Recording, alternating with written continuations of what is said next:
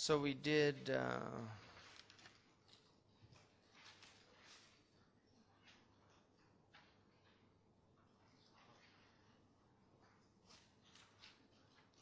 fasl, right? Yeah, أمر عرضي. Okay, وكل واحد منهما إما أن يختص بحقيقة واحدة وهو الخاصة. So the Khasa is what they call the proprium or the property in Western logic. So you have the jins, which is the genus, and that a lot of things share in that. That's the universal or common that many things share, like the genus of material. There's a lot of things that are made of matter, or the genus of life. There are many living things. We share life with plants. Plants can die, but they're not sentient. So animality is another type of genus. And you have what's called the jins as-safil, or the proximate genus, and then you have the distal genus, you have the medium genus. So there's different types of genus when you're looking at it in relation to the definitions. So he says, like كالضاحك بالقوة, like the potential, laugh, the potentiality to laugh. بنسبة إلى الإنسان. That's a khasa, لا يفارقه. It doesn't separate from him. But the actual act of laughing is a arad. It's accidental. It comes and it goes.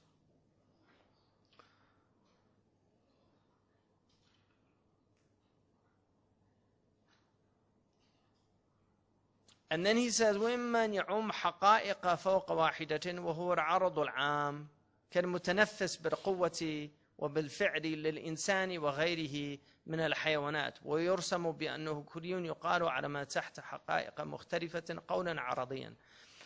Or general, encompassing multiple essential realities, not just one, namely the common accident. So you have عَرَض عَام, such as the one who can potentially breathe or who is actually breathing in relation to humans, because we have the potential to breathe, but we also are breathing actually, and that's inseparable. Once we stop breathing, we if it extends for 5, 6, 7 minutes, the person dies.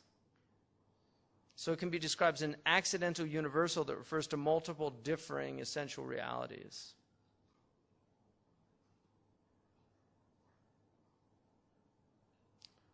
So he says the common accident is an accident and hence not part of something's essential reality, yet is common in that other species within the shared genus might possess that trait.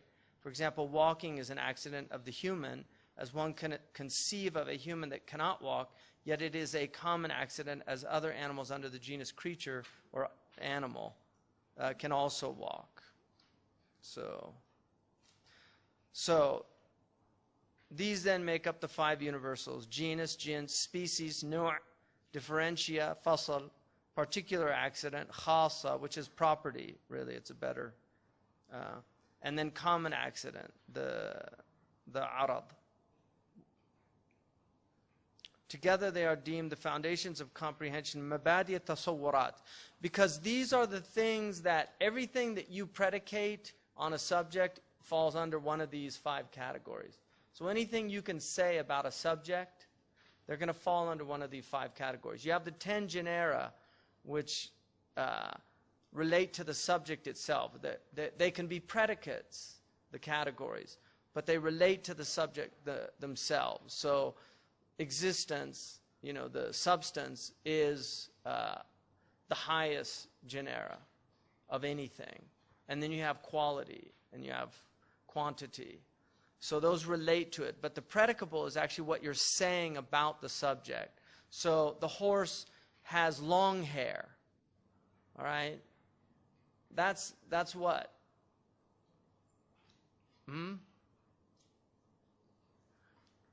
The horse has long hair. What's that? It's an accident, because there are many horses that don't have long hair. So it's not of the essence. It doesn't flow from the essence of a horse. So it's not a property. It's just an accident. And that's a long dog. That's a short dog. accidents. But if I say, you know, that bunny rabbit has two long ears.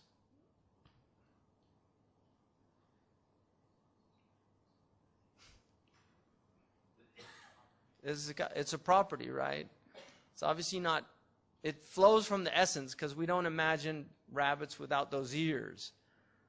But it's not defining the essence of rabbitness. One of the things that's problematic about things that we don't make ourselves is they're actually difficult to define. And we're going to move into definition now. But it's much easier to define things that humans have made because we know their essence. Whereas in things that Allah has made, He knows their essences and we intuit their essences, or we couldn't have any understanding of them. But what is their essence? Sometimes that's debatable. Is it a property or is it a differentia? There are debates amongst logicians about these things in traditional logic, right? I mean, like energy. It's really difficult to define what energy is, or matter for that matter. And in some ways the categories are the postulates, the indefinables. We can't really define quality in terms of finding the genus and the species in that way. So now we're going to move to definitions. Al-Qawl al-Sharih, which is called the definians in Western logic. The definiendum is the thing being defined. In Arabic, al-Qawl al-Sharih is also called the ta'rif. The ta'rif. The mu'arrif is what defines it. And so he says, al-haddu qawlun dalun ala mahiyat al-shay, wa huwa alladhi yatarakkabu من جنس الشيء وفصله القريبين كالحيوان الناطق بالنسبة إلى الإنسان وهو الحد التام. So you have different types of definitions. Basically,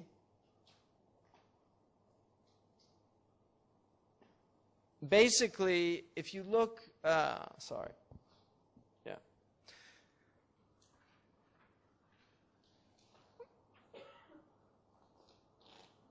Okay, yesterday we went over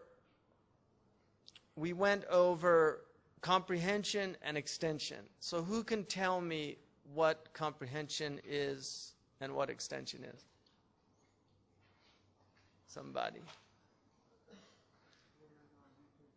What's that? No, I want a definition of comprehension, not an example.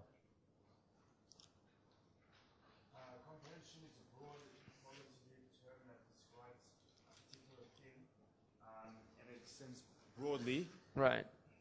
Extension is whether it applies to an individual within that category. You're working around it. Comprehension is just all of those things that are comprehended by whatever we're talking about. Well, all those notes. These are notes. So this refers to the comprehension. Like the human is rational.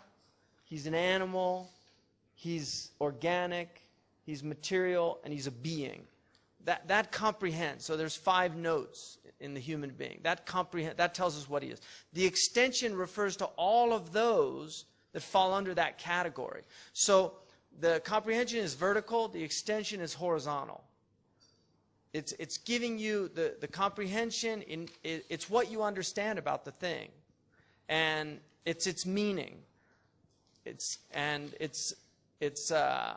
also called the intention with an S, intention in the older books. It's called, this defines it basically, the tree of porphyry when we get into. So there's two new concepts that we're going to introduce. The first is division. And the second is definition. So definition is to comprehension what division is to extension. Definition is to comprehension what division is to extension. So when you comprehend something, when you have the proper tasawwur of what it is, what can you do? You can define it. If you can't define it, you can't talk about it in any sophisticated way, in any serious way. Like I said, people are out there practicing logic all the time. But if you try to press them on it, they're very murky about a lot of things. If you ask the average Western person to give you a definition of democracy, if you ask 20 people, you will probably get 20 different definitions for democracy. If you ask the FBI to define terrorism, and then you ask the CIA to define it, and then you ask the MI5 to define it, and then you ask the Egyptian Secret Service to define it, they're all going to give you different definitions because they're not clear in their thinking about these things either. And one man's freedom fighter is another man's terrorist. So often definitions are left to the power, whoever's labeling, whoever's got the power to do that. George Washington was a terrorist to the British, right? Braveheart, William Wallace, he was a Scottish terrorist. Sorry, the Scottish people here, right? And he was a nasty guy. Like, he burnt down cities, killed women and children. He was not a pleasant character. But he's a Scottish hero. He wasn't at the time in England, that's for sure. So defining things is not that easy, but it's incredibly important, and it's the foundation of the next stage or the next act of your mind, which is to judge things. Because all judgments are based on two things. All judgments are based on two things. What are they?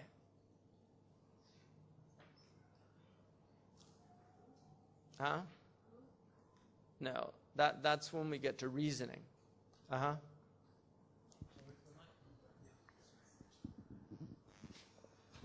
Would it be perception and abstraction? Well, okay, when we have a concept of something, the tasawwur, that's perception and then abstraction. That's what we're doing. We're perceiving and then we're abstracting the universal from the particular. That's a tasawwur. You've got the concept in your mind, and the concept, remember, had those qualities, right? It's got 5 characteristics, right? What were they? It's spiritual. It's not material. It's a spiritual thing, a concept. It has no physicality.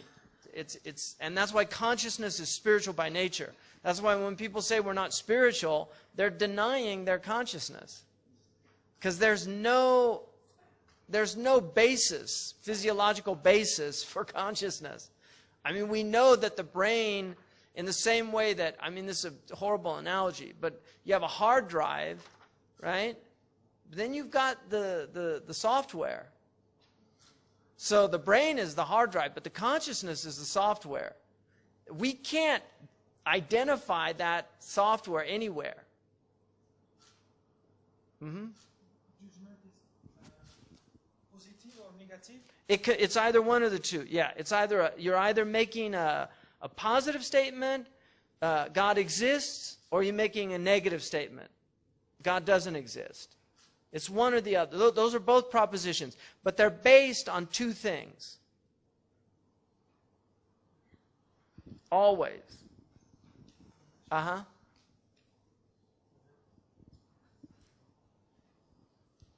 Is it abstractions and understanding? That's your tasawwur. You have to have that to make a judgment. That's true. Uh-huh. Anybody? Is else? it a definition and comprehension? Okay, you have to have a definition, but it's a subject term and a predicate term. Definition and division? No, it's a subject term and a predicate term. That's what you need. A proposition always has two terms. One of them is called a subject, The other is called a predicate, always. And it's always a declarative statement. You're making a, it's called a jumla khabariya in Arabic. You're making a statement that is either true or false. That's a proposition. It's not a wish, like I wish I was a king. That's not a proposition. I don't wish I was a king, but people do. That's not a proposition. That's a wish, right? It's a different type of sentence. Or you have like a ceremonial sentence. I dub thee this, that, or the other. You have an exclamatory sentence. Oh my God, I can't believe it, right?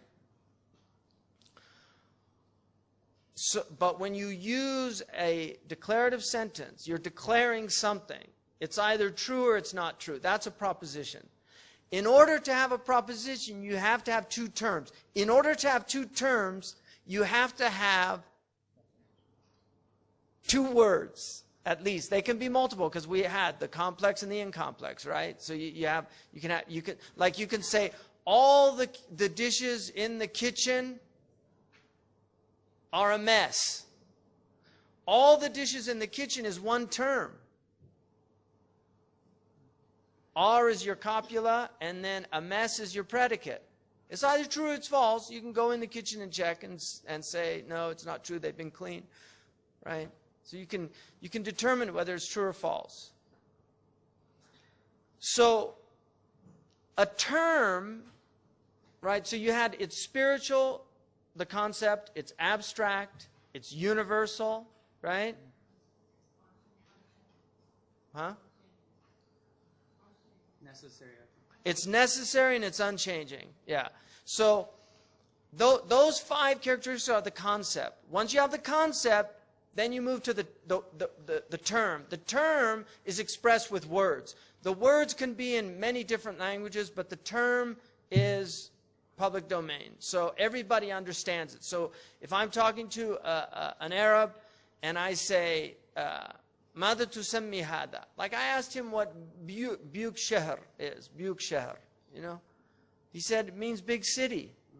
Okay, now I know. But the term, whether you say Buk Shahr or you say Medina Kabira or you say big city, that's the same term with different words. Because the tasawwur, the conceptualization of it in your mind is the same. If you know what a city is and you understand what the quantitative term big means, it's a vague term because Konya is a big city, but in relation to New York, it's a small city.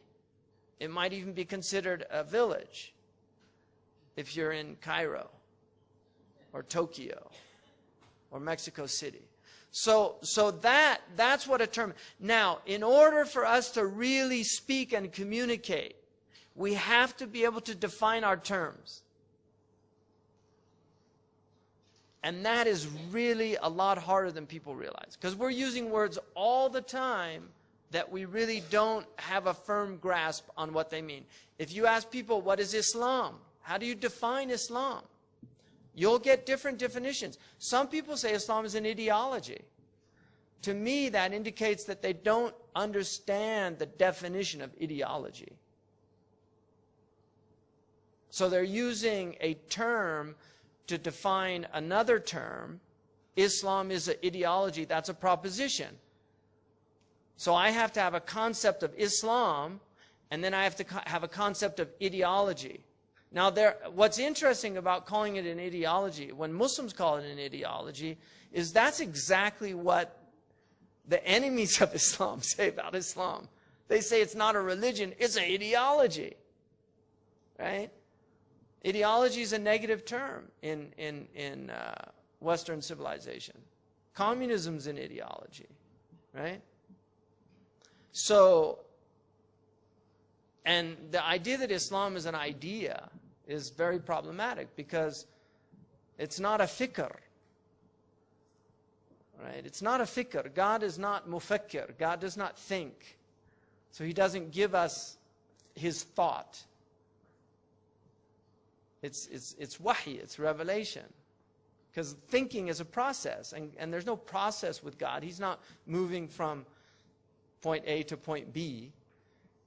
In fact, in Quran, fakkara is a negative term. It's only used in a negative. It's never used in a positive light. Fakkara faqaddara faqutira kayfa qaddar. He thought, and he, if I say this, they'll say this. If I say this, they'll say that. Fakkara faqaddara, each one of his thoughts, qaddarahu. Faqutira kayfa qaddara. He was destroyed in that process. Whereas tafakkur is a positive thing, which is closer to meditating or contemplating deeply about something. Not thinking is more of your own creation. It's like the spider, your thoughts are the web that comes out of your own mind.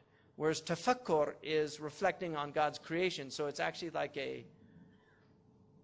it needs that object of reflection for you to reflect on it. So,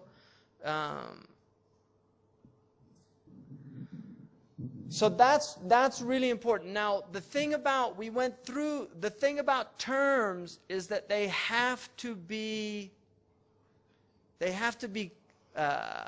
unambiguous. They have to be clear, distinct. Right? They have to have these qualities that enable communication to happen. If I use vague terms, if I use equivocal terms, if I use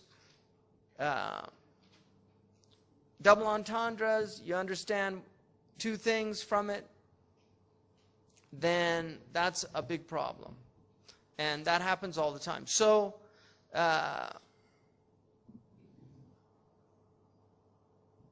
if you want the Arabic for people that are students of Arabic, right? So you have the Jawhar is basically, that's the substance, the Jism, the material, the body.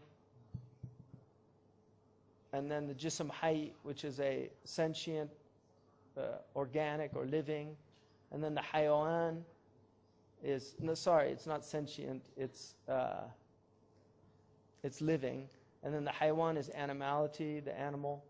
And then natiq is the rational, so that's the man. And then you get into the particular, which is the individual. So Zayd or Amr is the individual. So this is his tree. And so the jins, for the human being, the proximate genus is animal. That's the closest in this tree. It's the closest to us that we share with a lot of other things. That's called jins al-qarib. Now, the difference, when you want to define the human being, you look at the genus. So when you're doing a definition, you look at the genus and you look at the fasl, or the difference. That will give you a definition. So for instance, when we look at democracy, how would we define democracy? First of all, what's the genus? Government, right?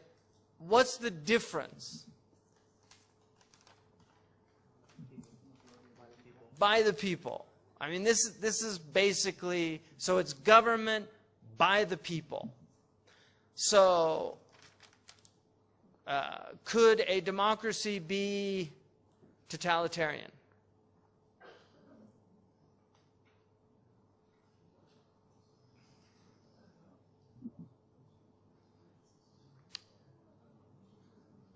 Yes or no? Why not? What's totalitarian? Uh-huh.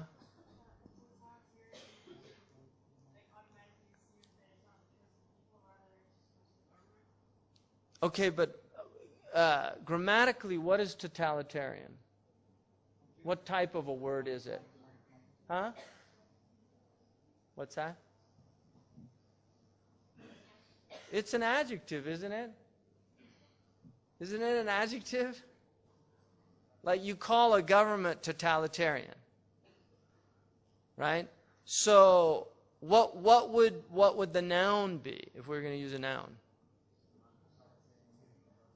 Yeah, totalitarianism, right? So totalitarianism is the form of government. A totalitarian is the adjective. So You have to make sure that you're using the right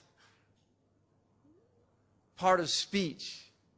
All right? So, can a democracy be totalitarian? Can it be qualified by the adjective totalitarian? Yes or no? How many people say yes? And how many people say no? Okay, so why do you say yes? Well, because I mean, people can choose the government. Right. But then people can choose the government, but then the government can make decisions, afterwards based on their own, sort of in their own interest. I live in a country which is sort of considered totalitarian democracy, so Which that's is why. what? Belarus. Okay, good. Yeah, good. So that's a good example. So people elect the government, right? But then they pretty much act in a totalitarian way, right? So you live in a totalitarian democracy. So that's a pretty strong proof, right? So who said no? Why?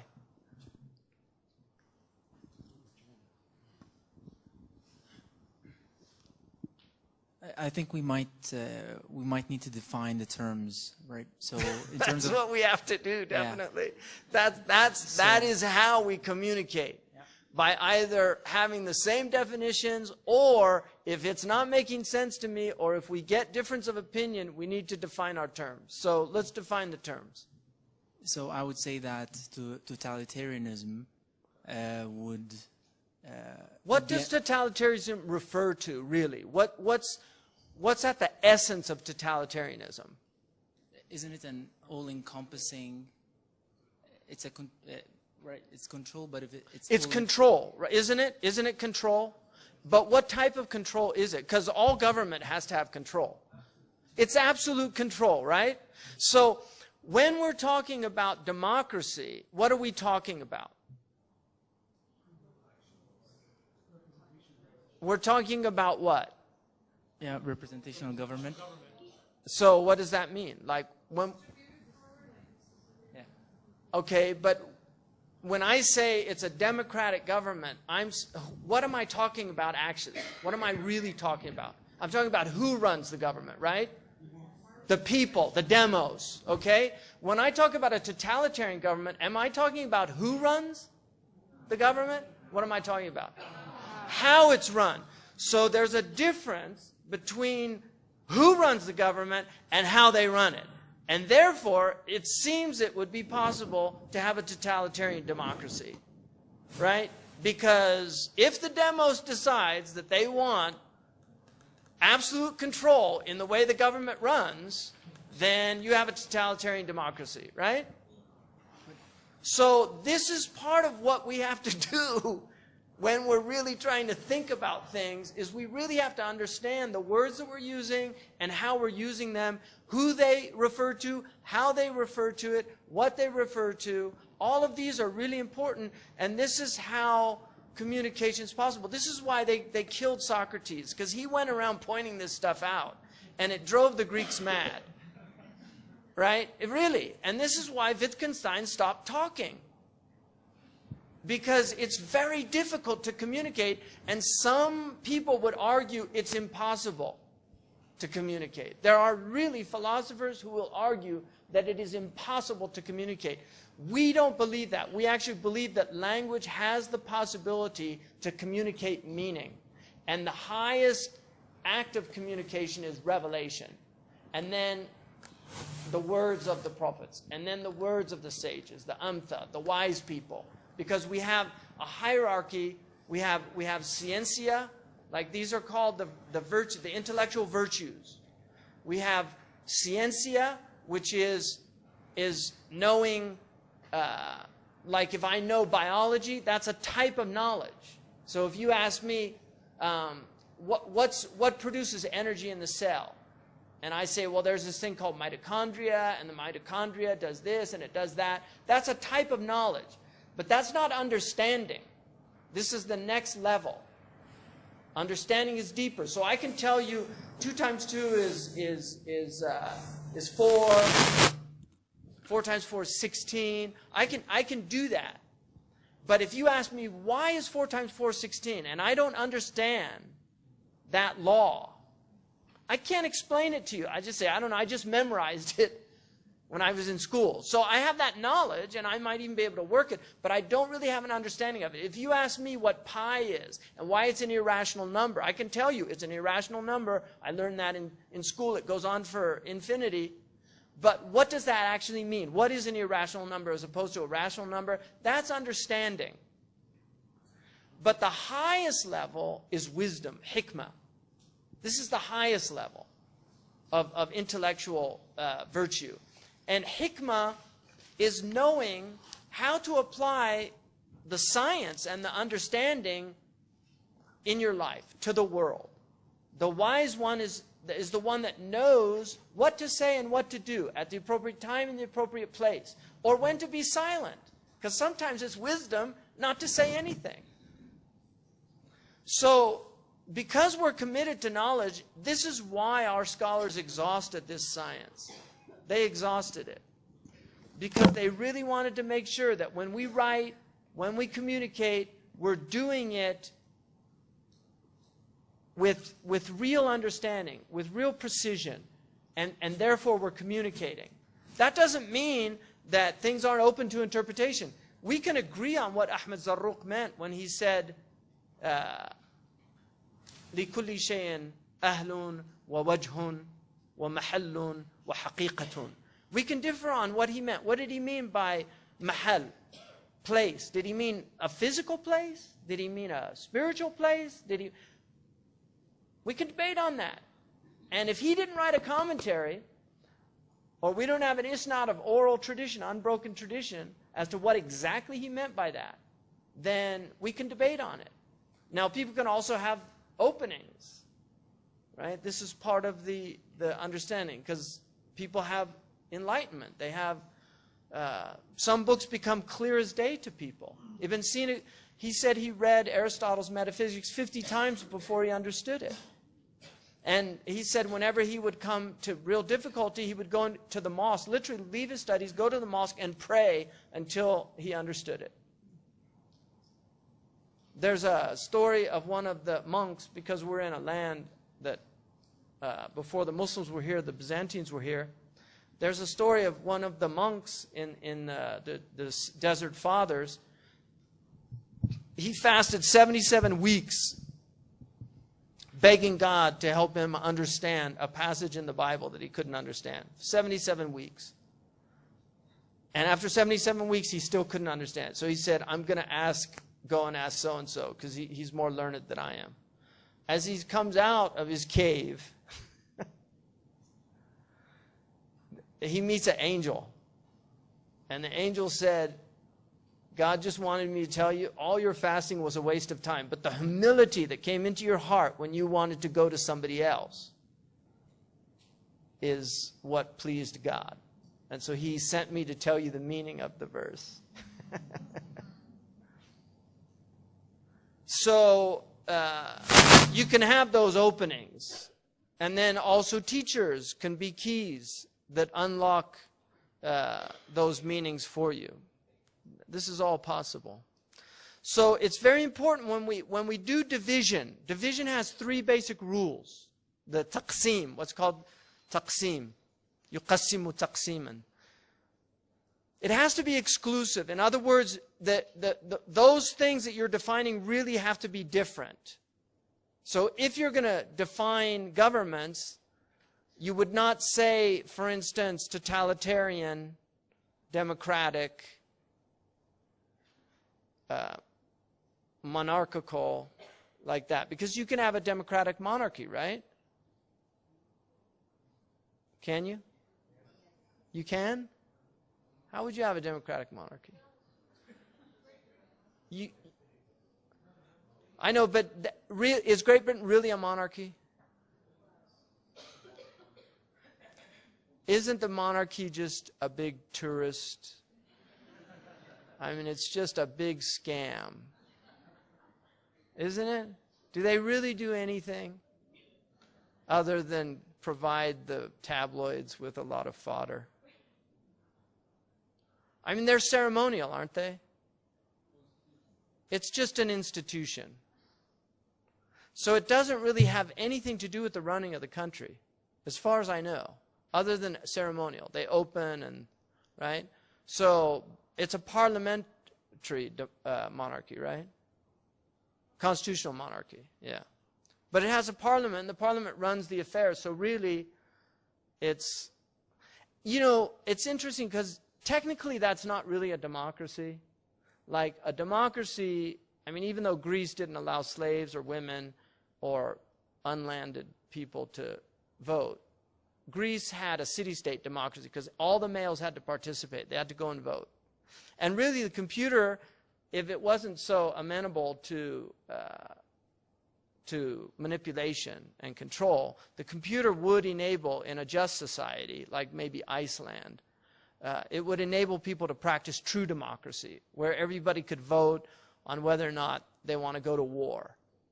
Like in the United States, you used to have war bonds, so you didn't have tax. Before tax, in order to fund a war, you had to sell war bonds. And that's a much better way, I think. If you're gonna have war, it should be paid for by war bonds, not by taxes. Because a lot of people in the country might be against the war, but those that are for it, well, they can pay for the war bonds. The other people shouldn't have to. That's the way wars used to be fought, by selling war bonds. So anyway, when you divide, you have to make sure that you're getting your division correct. So it has to be exclusive. Each thing has to be exclusive to the other. They can't have overlapping in that way. So the genus is government, but the species, which is the genus and the difference together, that gives you the species. When you have the genus and the difference together, you get the species. So you have democracy, you have monarchy. And then you would have to say constitutional democracy, constitutional monarchy, because in that way the constitutional is an adjective, right? Because there are many types of constitutional government. So that's how you would divide. And that relates to extension, because when we talk about government, once we have a comprehension of a government, government is the institution that governs aggregates of people, right? Is that acceptable? So government is, you know, some type of organized structure that determines the way that the society or an aggregate of people is going to run. There's the government. Then there are the species of government. So there's different types of governments. You have, now, what we have today is not really democratic government. It's actually Republican government. They don't like that term anymore because, you know, the French Revolution. But even in America in the early period, they called it a republic. They didn't call it a democracy. In fact, they thought democracy was odious. It was a bad form of government because it's mob rule. Demos in Greek means mob. So it's rule of the mob. Aristocracy, rule of the aristei, the virtuous. Plutocracy, rule of the rich. Oligarchy, rule of the few. I mean, these are defined in their Greek terminology because archy is to rule, and then monarchy, one rule, so the king, one rule, right? Autocracy, right? Self-rule, so it's somebody, autocratic ruler. You can have an autocratic monarch, right? So that's division, and that relates to extension. So it has to be exclusive. It has to be exhaustive. In other words, all of the parts equal the whole. If you do a full division of something. So you had to, if you were going to divide government into its various types, the speci, you would have to exhaust it in order to really have a full division of it. And then you have to use one standard when you divide. You need to use one standard. You can't have two different things working in your or three or more. You have to have one standard. So if you divide people into meat eaters and non-meat eaters, right? You have to have you have to use, what are you calling meat? You know, so if you say meat eaters, that's why you get all these funny words like ovo-lacto-vegetarian. Right? Because they're a vegetarian. They're not a true vegetarian because they eat eggs and they drink milk. So those are animal products. So that's not a true vegetarian, because a true vegetarian would just be eating vegetables. Maybe fruits and vegetables. And then you have like fruitarians, breatharians even. There's people that's their goal, to get to just where they breathe. So, you know, you have to use the same standard. Like if you divide all glasses, right, you have to use the same standard for your definition of a glass. If you're going to call jugs types of glasses, it's a problem, because you're going to bring in things that aren't really glasses. So, or mugs, right? Because a mug is not a glass. It's different. A mug is usually made out of clay or something. It's not made out of glass. So that has to be the standard you use. Here's like traditionally a wine glass. And then you have a champagne glass, right? You have different types of wine glasses. And if you really know about wine, you'd know they have all different kinds. The kind you drink Chardonnay in, the kind you drink sherry in. A sherry glass, right? I mean, this is when civilizations get really corrupt.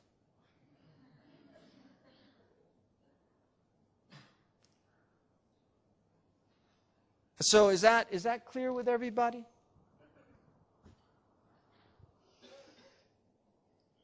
So here we have the 5 predicables, what's essential to the subject, right? And then what's non-essential to the subject. What's essential to the subject is genus, difference, and species. That's of the essence, right? And then what is not of the essence, it's not of the essence, is the property and the accident, but the property flows from the essence. So it has a tie with the essence that just an accident doesn't happen. So predicate gives something necessarily but not essentially connected with the subject's nature. So it's necessary, but it's not essential. It's not of the essence. So all triangles, the sum of all triangles is equal to 2 right angles. And that's a property of triangles. And it's obviously flows from the essence. And then you'll get a debate on that. There'll be people that say, no, that's essential. So you say like Zayd is mortal, that's a property of the human being. It flows from our essence, but it doesn't define us, because other animals are mortal as well, right?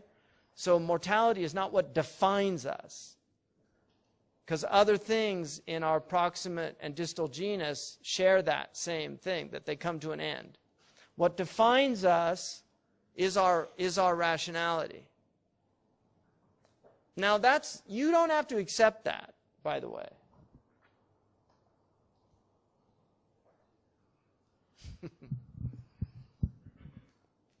You don't have to accept that.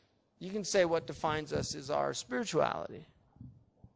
But rationality, from this perspective, is a type of spirituality. Because reason is of the spirit, it's not of matter. And so we're still spiritual beings when we're rational beings.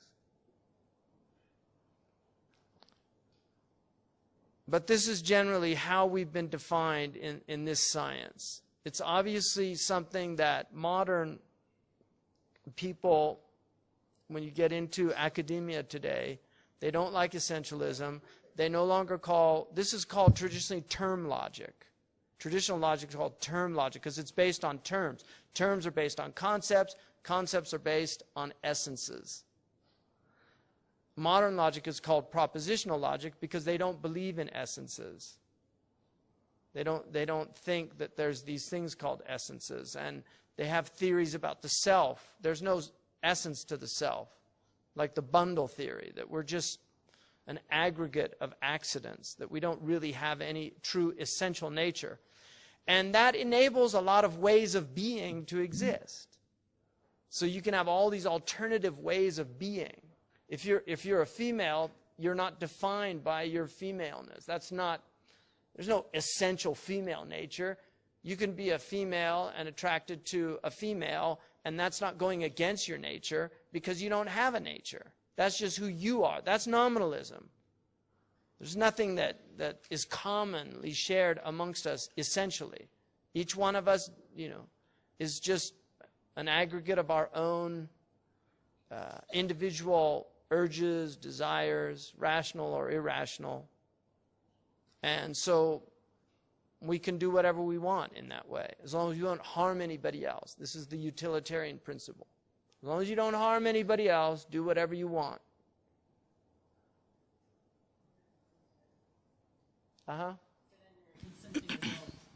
Yeah, consenting adult, and increasingly do whatever you want, wherever you want. You don't even have to have the shame, get rid of shame. Shame is just weighing us down. Right? These are burdens. Guilt is a burden. Take that guilt off your back. Right? Alaikum assalam. As I understand that, you said that the basic element of communication is to have clear definition. We have to start with clear definition of what we are talking about. Then we can maybe start understanding concepts. Right. So how can we deal with this time in the world when clear definitions are changed? And I will give you such an example, like, for instance, the definition of terrorism. Like, when terrorism, the way I understand it all my life, it means something, and then it's turned upside down and means something else.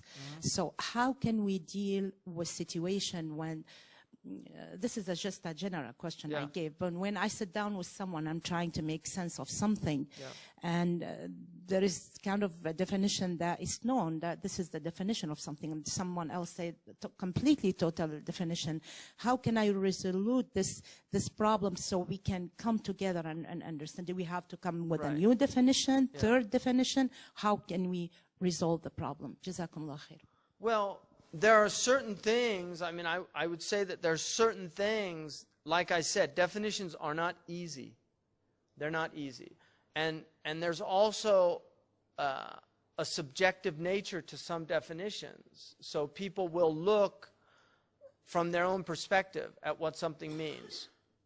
There's also, and when we get into the fallacies, I think it'll help to understand this better, because there are things that prevent us. In fact, let me get, because I think it'll help when we get through this thing to explain it. But it's a good point, and it's an important point. So just, if you look, when you look at the genus, it gives the part of nature that it has in common with other things. So Zayd is an animal, he shares that with a lot of other things. The difference gives the part of the nature that differentiates it from other things of its kind. And then you have the specific difference, generic difference. So Zayd is rational, and then generic difference, Zayd is material, Zayd is a being.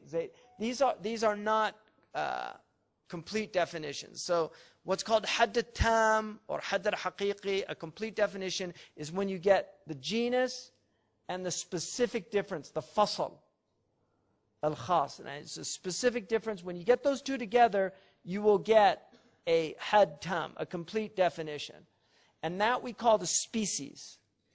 So when you have a definition, and then you have the property, right, and the accident. When you have a definition, here's what's important to remember.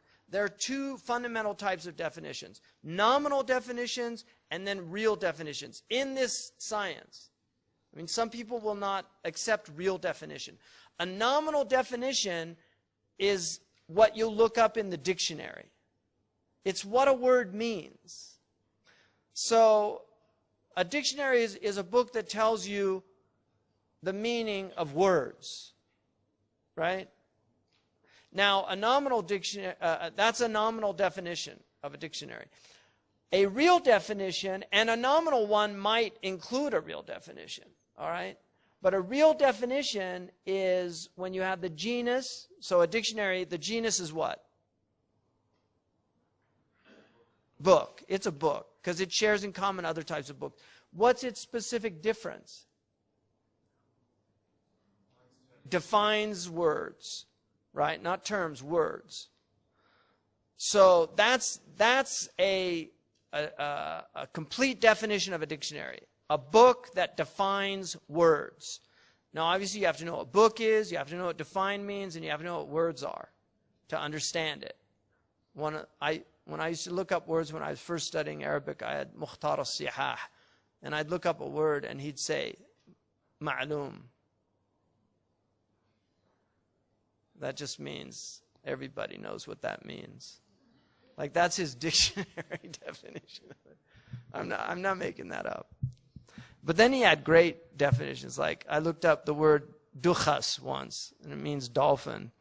And he said, dabbatun bahriya tunji al-ghariq wa tumakkinuhu min dhahrihi hatta tuwasiruhu ila al-barr. He said it's an ocean animal, an ocean mammal that saves drowning sailors by putting them on its back and taking them to land. So, now, when you define, you need these 6 things. These are the rules of definition. The first and most important one is it has to be coextensive. And that means it can't be too broad and it can't be too narrow. It really has to be coextensive with the concept that it is defining. It has to be clear. In other words, it has to not be an ambiguous, equivocal term. It really needs to be a clear term. It has to be literal. You can have a metaphorical definition, but that's a different type of definition. That is not a logical definition. So you can have a metaphorical definition of something, right? Love is a many-splendored thing. That's a type of definition. It's a poetic definition. It's not a literal definition. A literal definition would be love is madness. And then it has to be positive. It can't be negative. So definitions have to define things positively, not negatively. So you don't say a lion is not a horse. Right? It's a negative definition. And then it has to be brief. You can't go on and on with a definition. It really has to be concise and brief. Preferably, it should be, you should be able to define it, democracy, government in which the people rule, or government by the people. Lincoln defined it by the people, for the people, of the people. And then it can't be circular. So the definition can't just reiterate, like bachelors are unmarried men. Right? That's a circular, because bachelor means unmarried, right? So it's a circular definition. It's not telling you. So,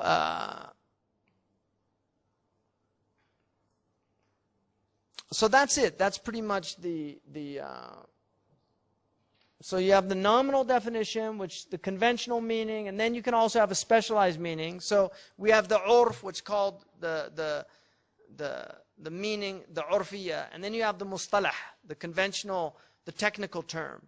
So we can have, like, if I say incontinence, if you're a physician, that means somebody that is like incontinent to urine. They can't hold their urine. But if you're a moralist, if you're an ethicist, incontinent means something different in ethical books. Incontinence is the inability to control your desires.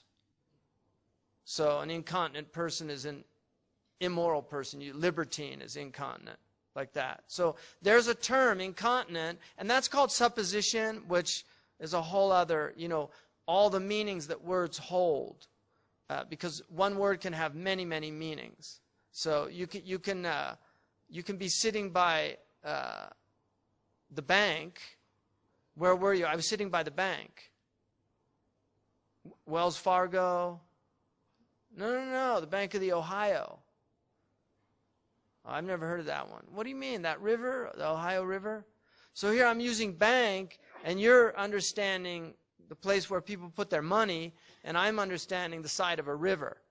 Because it's the same word, but they're two different terms that are meant by it. So that's very important to know specialized meanings of words, what they specifically refer to. A real definition, you have the essential, and then you have a non-essential. So a non-essential would be by properties. So for instance, if you say that man is a laughing animal, right, an animal that laughs, that is not an essential definition. You're defining him by a property. If you say man is a featherless biped, that was one of Plato's definitions.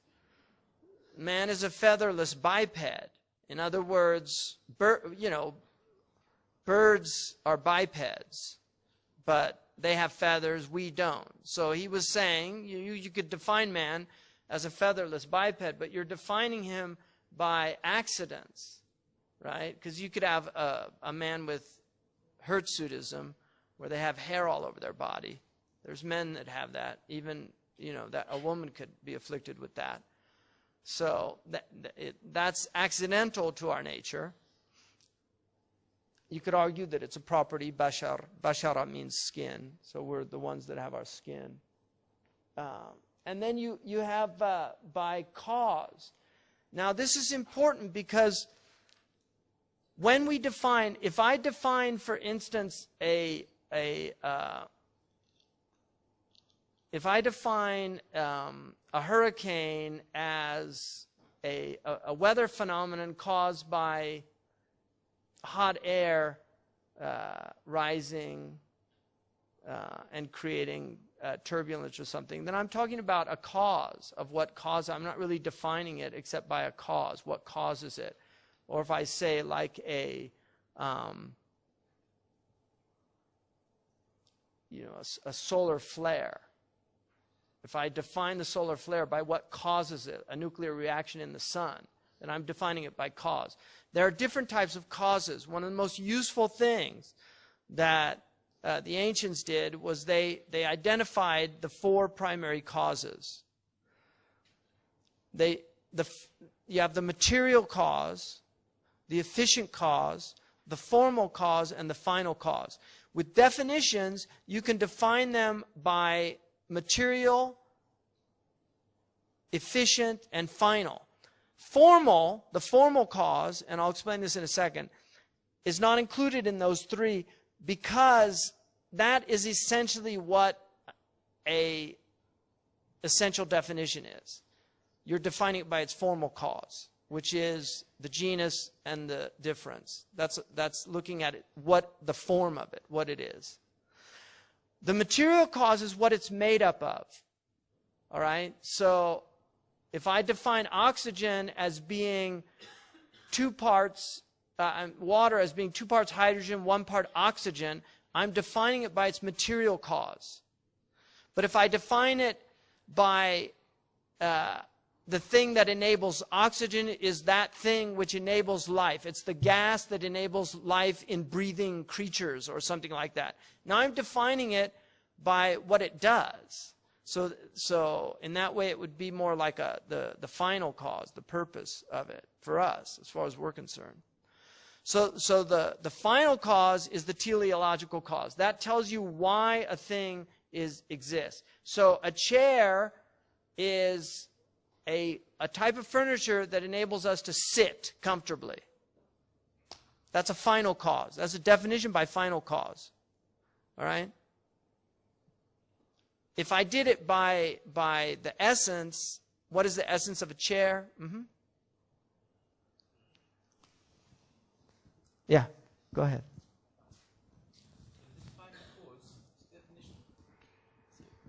So we have things being defined formally by their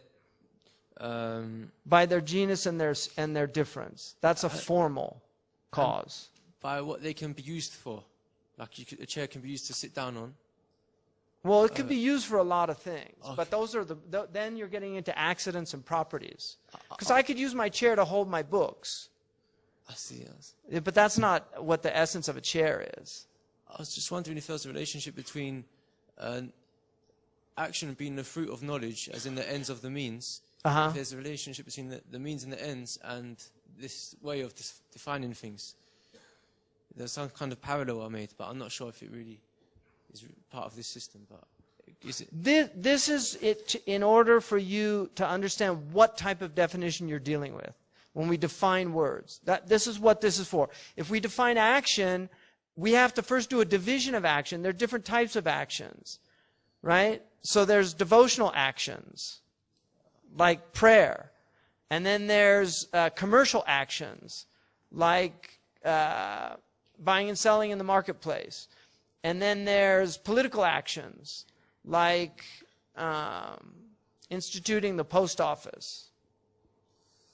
Right. Do you see what I mean? So actions, you have to divide the actions, determine what type of action you're actually talking about, like that. So knowledge and action, you have to determine what type of knowledge is it. Is it a practical knowledge, or is it a theoretical knowledge, or is it a productive knowledge? Because all knowledges go under those three categories. Practical, right? Knowledge, productive knowledge, and theoretical knowledge. The highest, according to our tradition, is theoretical knowledge. In other words, knowledge that is sought for its own sake, like knowledge of God. It's sought for its own sake. Whereas productive knowledge, like agriculture, right? And then practical knowledge, like some of the fine arts, things like that. There's a relationship, productive, but generally productive knowledge like agriculture, engineering, things like that.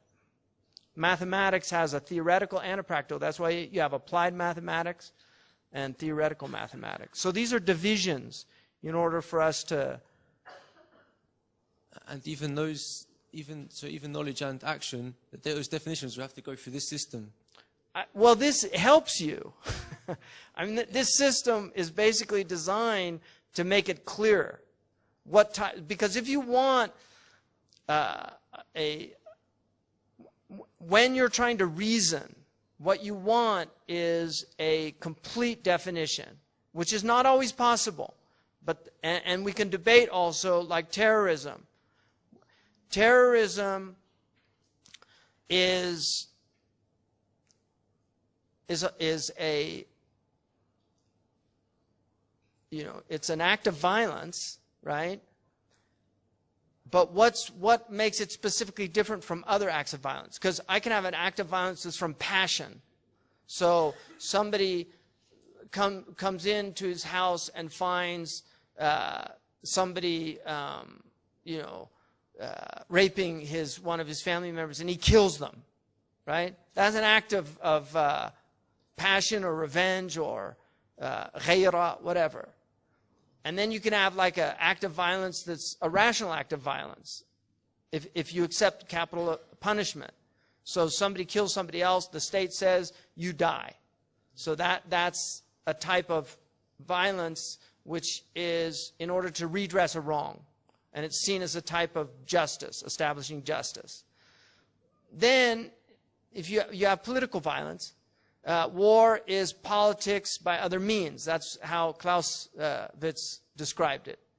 War is the extension of politics by other means. So war is a political act to further political aims of a state. So Hitler wanted Lebensraum, right? He wanted more living room for the Germans because he thought they were a superior race. All these stupid Czechoslovakian people, they're just taking up space. And we need room for the Aryan people. Let's just go wipe these people out. That's based on his ideological understanding. So that's another type. And then you have a response to that, which people think was a just war.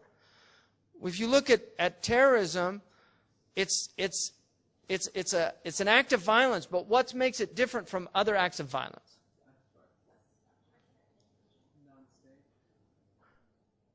Well, there's state terrorism, but like, for instance, state-sponsored terrorism, the Americans would say Iran is a state that sponsors terrorism. Good, that's a good point. So it's done, it could be done under the auspices of a government, but the actual body that covers, that carries it out is non-governmental. So that's a property, probably, right, of it. It's not essential. What's at the essence? It has a qualitative component that labels it right or wrong. And that's why there are different definitions, because it's a battle to determine which kind of violence is right and wrong. Right. That's true. But how would you define, if we put the genus of terrorism is that it's violent. It's an act of violence. Okay? That's its genus. Act of violence. So it's a type of violence. And there are many types of violence if we divided violence. But what makes it, what's the difference?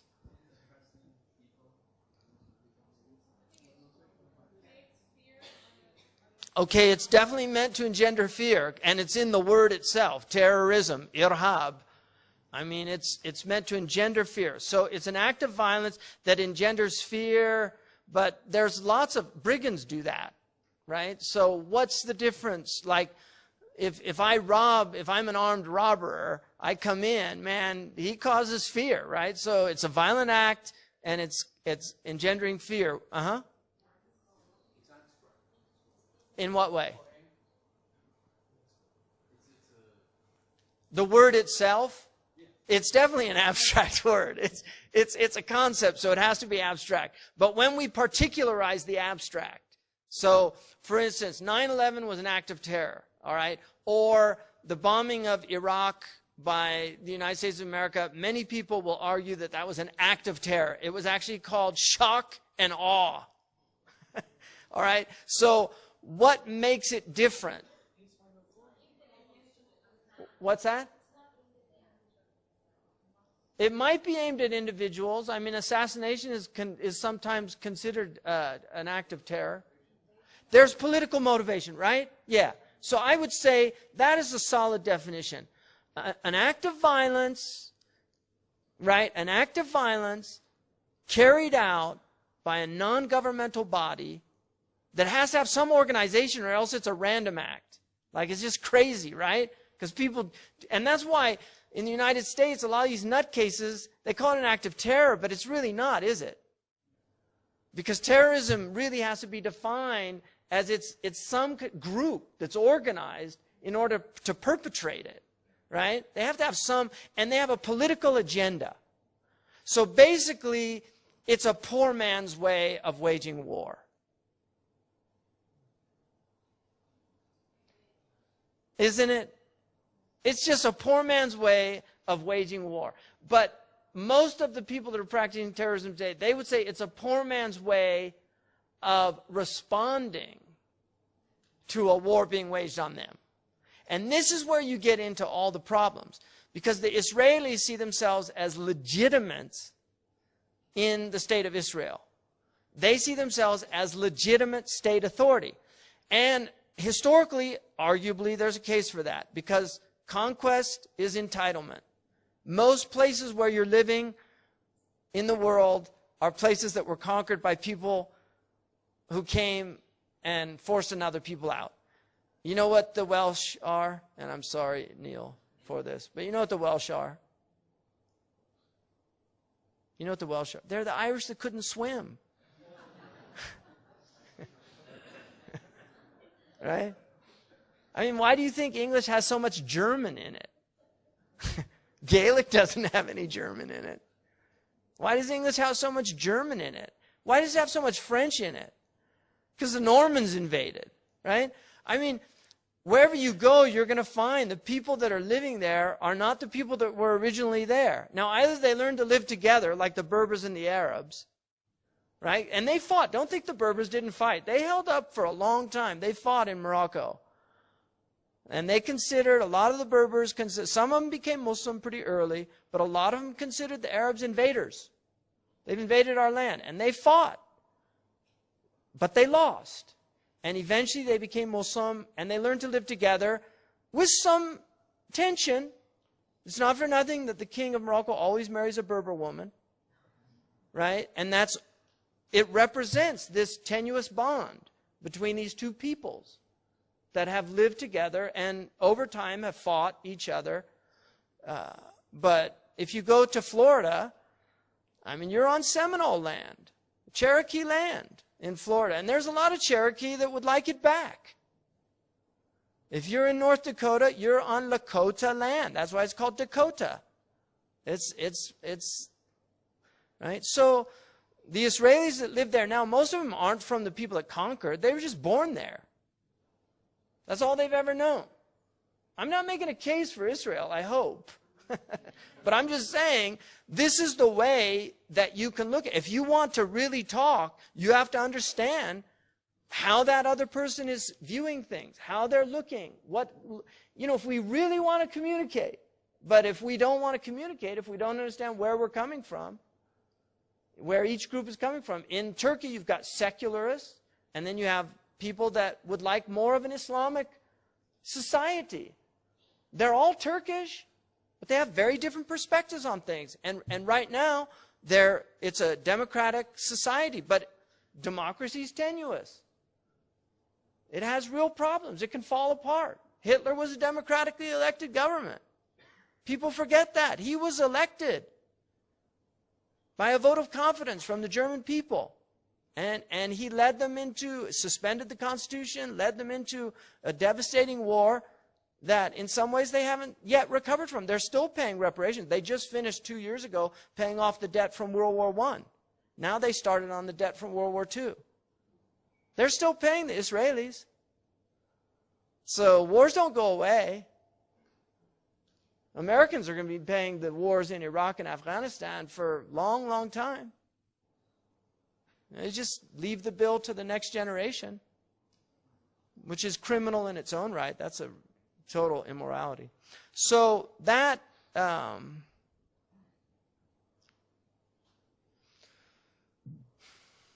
that is logic.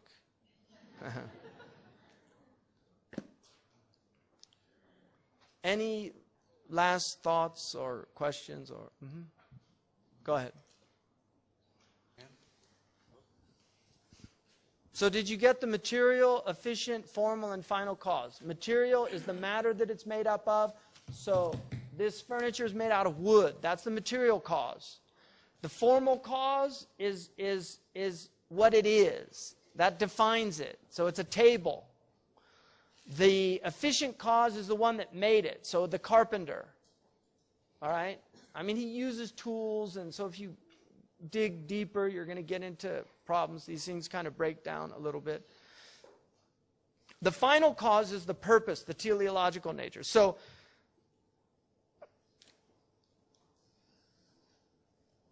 and everything that you look at can be understood. The things that men make can be understood in that way. When you talk about God, our mutakallimun say that there's no illa gha'iyya. There's no final cause with God in that there's nothing that compels him to do what he does. The carpenter had a final cause, and that's what was driving him. That was the ba'ith. That was what was motivating him. God has no bawa'ith. There's nothing that's imposing its will on God. So we make tables because they're needs, they're hajat. So we need them. So that's something outside of ourselves that compels us to do something. That doesn't apply to God. So in that way, although there is a purpose, we believe that God makes things for a reason. He created us to worship him. But even in that ayah, they say the lam there is not for ta'lil, in the sense that there was no illah outside of God compelling him. It's from his fadl. So these are distinctions the mutakallimun make. You get into this. All right? Go ahead. So, is this on? Yeah. So, I just wanted to understand, is this, in terms of the 5 predicables, is there a lot of overlap between them in terms of accidents and in terms of... yeah, the accidents and the properties can get a little bit murky sometimes, and because properties, you'll get into certain things where, like matter, is quantity a property of matter, or is it really the essence of matter? I mean, those type things, there's certain things where these are not really, when you get into those things that Allah has made, they're not easy to work with in the same way. Getting to essential definitions for some things are very difficult. And then there's certain things that are intuited, like what defines a horse.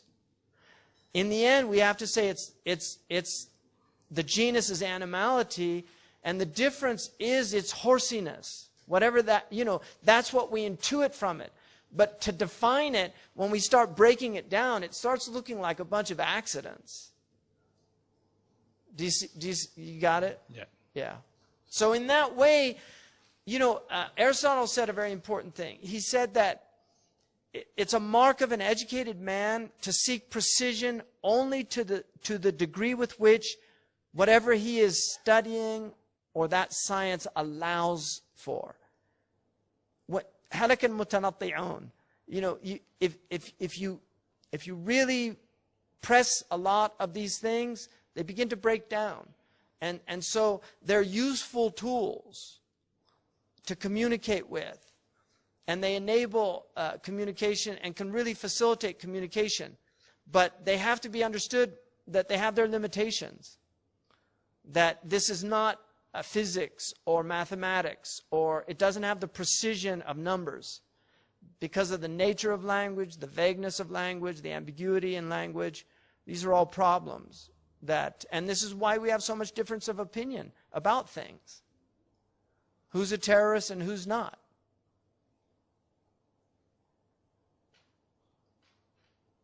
But I think the hallmark of terrorism to me, I mean, certainly is violence against civilians. And one of the things about that, the reason it's so alien to Islam is because the Prophet ﷺ would have never sanctioned anything like that. Now, I know in the Palestinian conflict, there are people that would argue that, that this is their only means of resistance.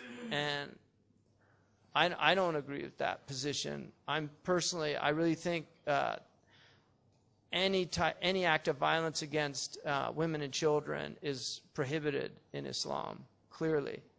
And the idea of setting off a bomb on a bus where you don't even know who's on that bus, I mean, those things are just so alien to my faith. It boggles my mind how anybody ever sanctioned these things from within a scholastic community that reads the same Quran I read and the same hadith that I read. I don't understand that. But I know a lot of ulama, and the ones certainly that I studied with, are very much opposed to those type of things. And a lot of these things are really, they're just communism that has influenced Muslim tradition, because I don't think people realize how impactful communist thought was in the Muslim world during the 1920s, 30s, 40s, 50s, 60s, during the whole anti-colonial period. The Palestinians, most of the Palestinian resistance was communist-driven for decades. It wasn't until really the 80s, after Iranian Revolution, and where you start seeing that real change towards a kind of Islamic vocabulary. But a lot of the tactics were basically communist tactics.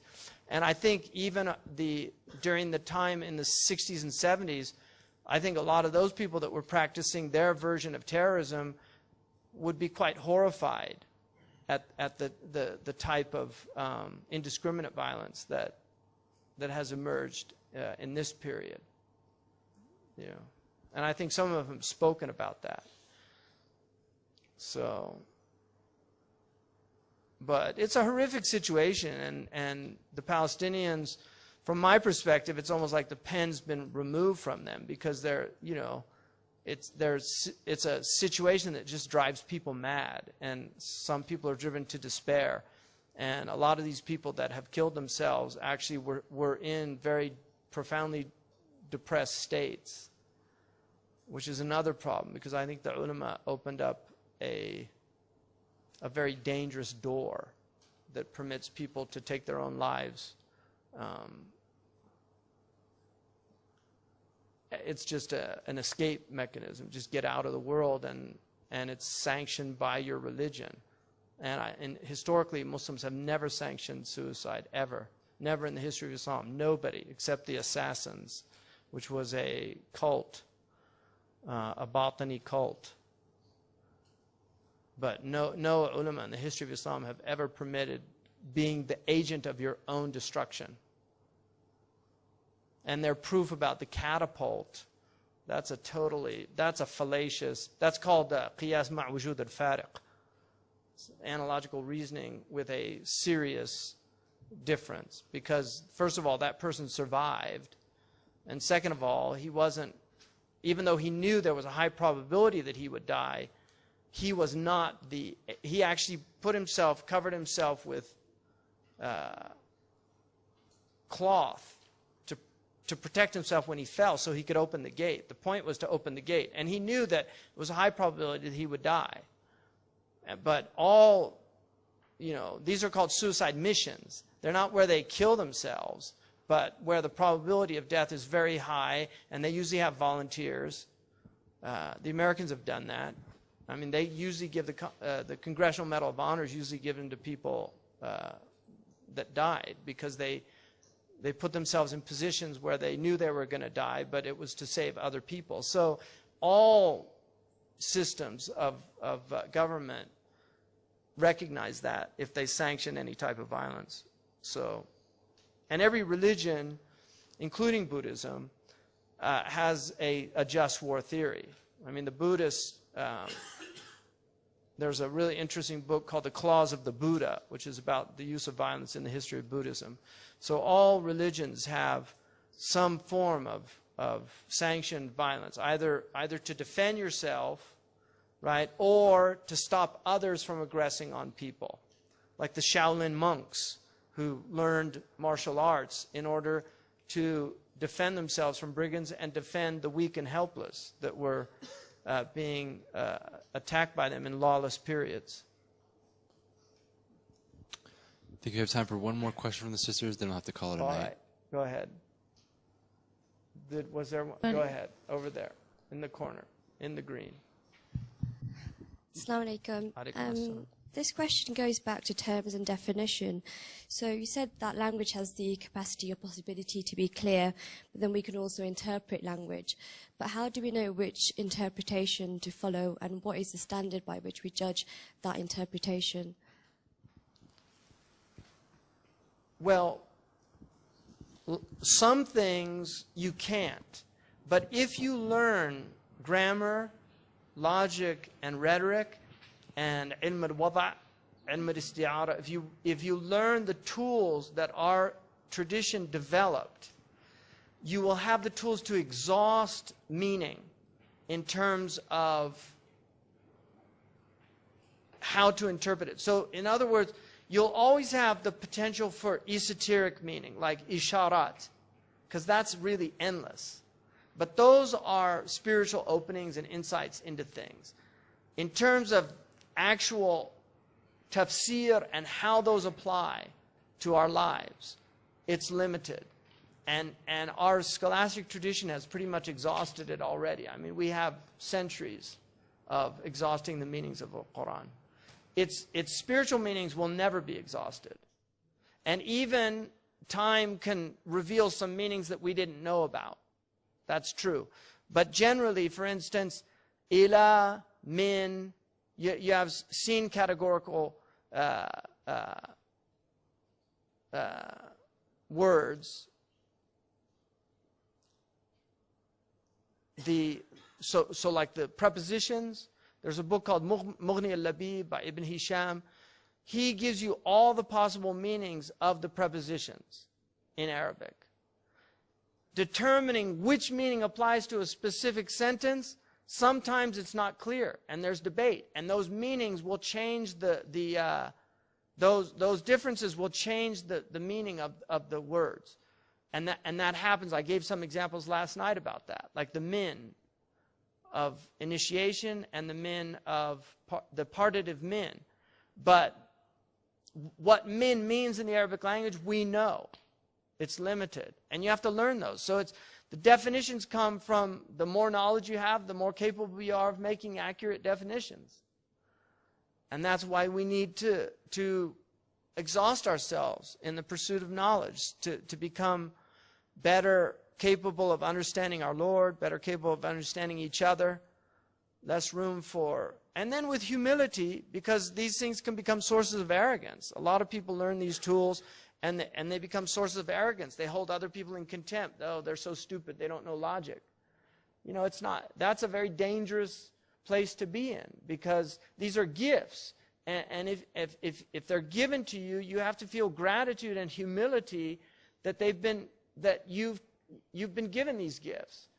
And then you should want to share them with others. A lot of people learn these things and they don't want other people to know what they are, because they want to control them.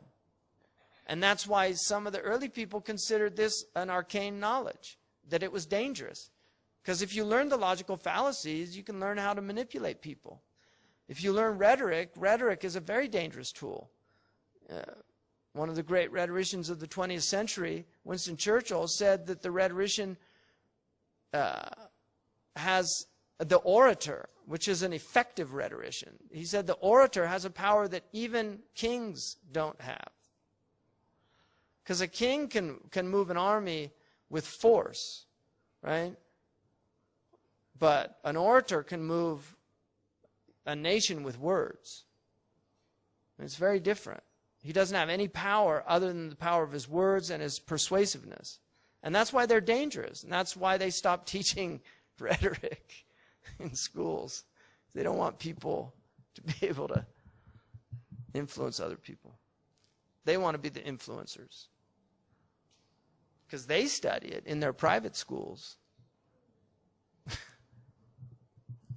Marketers study it. They do. They study rhetoric. I mean, I had this. Somebody came and gave an in-service at Zaytuna, and it was basically, you know, he was a consult. He's a Muslim, and he offered his services. He came in, but he was a marketing consultant by profession. So he opens up this slide projection. He said, the first thing you want to do when you brand is you want to get a definition of who you are. And that definition is, you want to get at the essence of, and it's everything after that was all from Aristotle, the whole thing, you know, and which is why Mark Twain said the ancients stole all their best ideas from us. You'll get it on the way home.